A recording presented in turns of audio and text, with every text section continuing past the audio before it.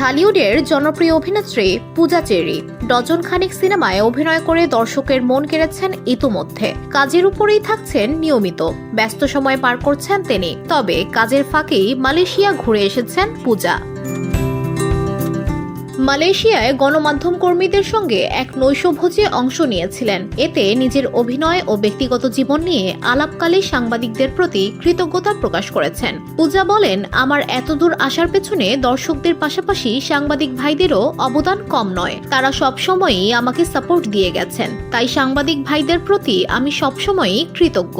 প্রবাসী বাংলাদেশি ভক্তদের উদ্দেশ্য করে তিনি বলেন, আমি যখন বিদেশে যাই তখন একজন বাঙালিকে দেখলেই মনে হয় আমার বাংলাদেশকে পেয়ে গেছি।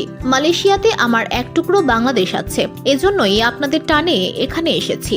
ধুলো, ময়লা ও ক্ষতিকর ধূলিকণা থেকে নিমিষেই মুক্তি দেয় চৌধুরী এয়ার পিউরিফায়ার।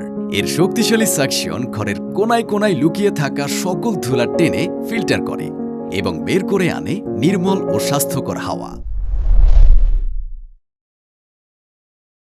অভিনেত্রী বলেন, আমি সবার উদ্দেশ্যে একটা কথাই বলবো, বাংলাদেশকে বেশি বেশি করে ভালোবাসতে হবে।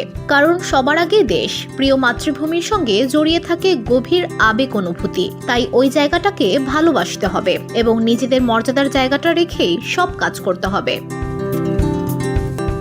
VOD Bangla news desk.